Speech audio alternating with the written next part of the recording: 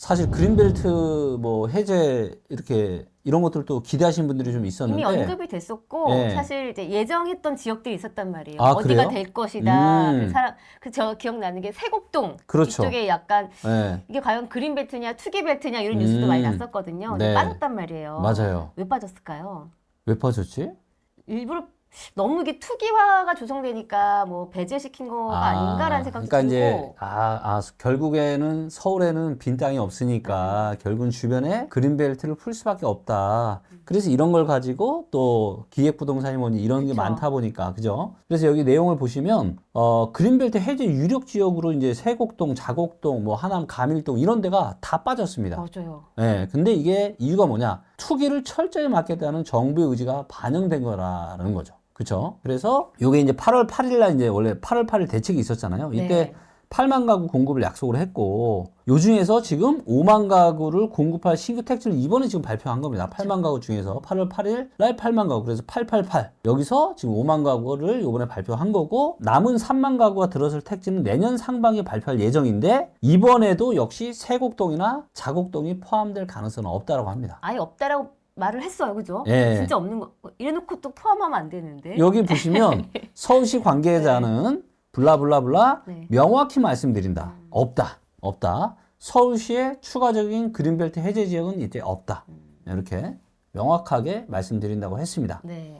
자, 근데 왜 정부가 이제 굳이 이렇게까지 막 하냐면은, 자, 여기 이제 보시면 정부가 주택 공급 촉진을 위해서 서울과 수도권 그린벨트를 해제하겠다고 밝힌 가운데 후보지로 떠오른 상당수 그린벨트 토지가 뭐예요? 맞아. 기획부동산의 이 지분 쪼개기에 이미 잠식을 당한 거예요. 그래서 여기 보시면 지난 5년 동안 세곡동, 내곡동 그린벨트 토지 거래의 몇 프로요? 많이 올랐네요. 네, 47%, 거의 50% 가까이가 지분 매매라는 거, 지분 매매. 예, 무슨 얘기예요? 기획부동산 사기 수법인 지분 쪼개기. 그래서 이런 것들을 방지하기 위해서, 투기를 방지하기 위해서 이렇게 정부에서 아무도 예상 못한 이런 네. 지역에 지금 한 것 같습니다. 이때 그러면 이 지역 어쨌든 향후를 기대하고 여기 투자하신 분들은 조금 이번 많이 실망하셨겠어요. 그럴 그죠? 수 있죠. 네. 예, 그럴 수 있죠.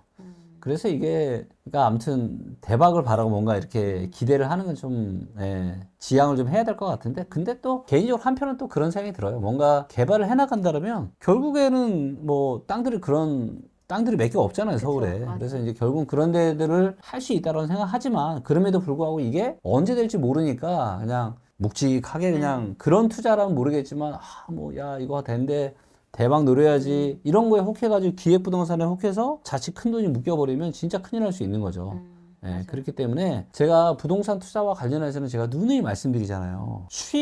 높은 수익률을 가져가는 게 중요한 게 아니라 내가 팔고 싶을 때 언제라도 팔릴 수 있어서 황금성을 잘 가져갈 수 있는 그런 부동산을 취득하는 게 너무너무 중요하거든요. 그렇기 때문에 절대 저희 우리 리치고 TV 구독자분들은 이런 기획부동산에 혹해가지고 뭐 전화해서 갑자기 좋은 땅이 있어요. 뭐 이런 거에 진짜 절대 혹하시면 안 됩니다. 자, 이번 발표에 대해서 좀 긍정적인 의견도 있고 약간 네. 조금 뭐 부정적인 의견을 내놓으신 분도 있거든요. 그래서 다양한 의견들이 있는데 네. 어떻게 바라보고 있는지 좀 얘기 나눠볼게요. 네. 이제 문제는 뭐냐면 이게 정부에서는 지금 2024년 거의 이제 25년 다 왔잖아요. 그렇죠. 그럼 29년에 분양하고 31년에 입주한다고 하는데 5년 만에 이게 가능한가? 이게 조금 의문이긴 해요. 그렇죠. 맞아. 가능할까? 이게 되겠냐. 그래서 솔직히 저도 이거는 공감합니다. 될까에 대한 공감? 아니요. 될까는 되겠지만 의구심에 대한 보통 공감. 늦어지는 거죠, 이게. 그쵸. 1년, 2년, 3년 늦어지는 경우가 많습니다. 제가 앞당겨진 사례를 거의 못 본 것 같거든요. 그럴 수 없어요. 그죠? 근데 이게 네. 너무너무 중요한데 이게 뭐냐면은 저도 이제 부동산 공부를 제가 많이 안 했을 때는 어떤 생각을 했냐면 아니 국가가 얘기를 했는데 무조건 되는 거 아니야? 라는 순진한 생각을 했습니다. 자, 그런데 우리 미치고 님도 본인도 계획을 세우죠. 네. 본인이 계획을 10개 세웠어요. 그 중에 몇 개나 하세요? 두어 개? 두어 개? 두어 개? 네. 두어 개. 두어 개. 네. 정부도 똑같습니다.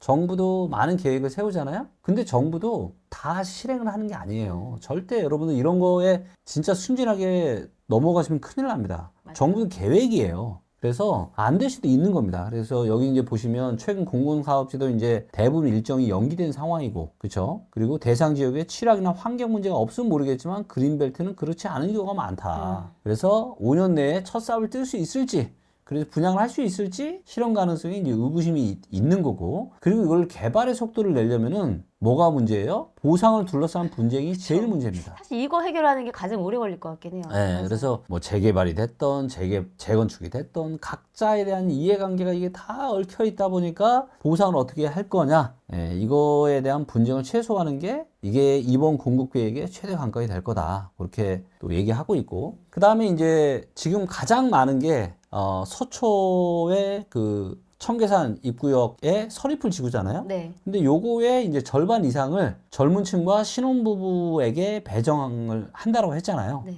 그래서 이제 시장 전반에 파급을 미치지는 않을 것이다. 근데 제가 보기 꼭 그렇지는 않을 것 같고요. 왜냐면 이제 그만큼 우리가 이제 가격이라는 게 수요와 공급인데 그만큼의 수요를 여기서 소화를 하는 거니까. 그쵸? 자, 그리고 이제 또 얘기가 뭐냐면은, 아니, 맨날 무슨 생애 최초, 신혼 부부, 그 다음에 출산 가구. 그렇죠. 아니, 그러면은 중장년 무주택자는 지금 어떡하냐. 약간 소외감 느낄 것 같은 게 너무 2030한테 치중되어 있기는 해요. 그러니까요. 그쵸? 예, 그래서 이런 부분들이 좀 상대적인 박탈감을 가질 수 있는 거죠.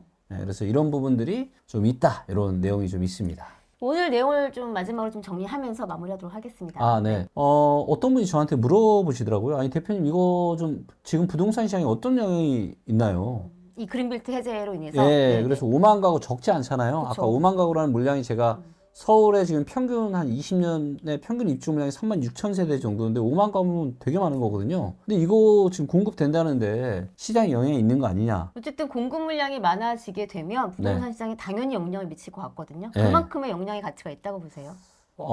알 수 없다. 알 수 없다. 그리고 지금 제가 여기 써놨는데 지금 당장 시장에 미치는 영향은 없다. 지금 지금은 24년이잖아요. 아, 지금 계획이 지금 29년에 분양하는 거고 입주는 31년인데 지금 당장 앞으로 2, 3년, 3, 4년간은 전혀 영향 없다. 전혀 영향 없다. 그리고 저는 좀 아쉬운 게 뭐냐면은 사실 부동산 시장은 공급이 비탄력적이에요. 네. 무슨 얘기냐면, 자, 예를 들면 제조업 공장이에요. 자, 예를 들면 핸드폰이야. 근데 핸드폰을 원하는 사람이 100명이에요. 근데 핸드폰을 내가 50개밖에 공급을 안 했어. 그러면 핸드폰 공장에서 부족한 50개의 모자란 수요에 대해서 핸드폰 금방 만들 수 있죠. 그렇죠.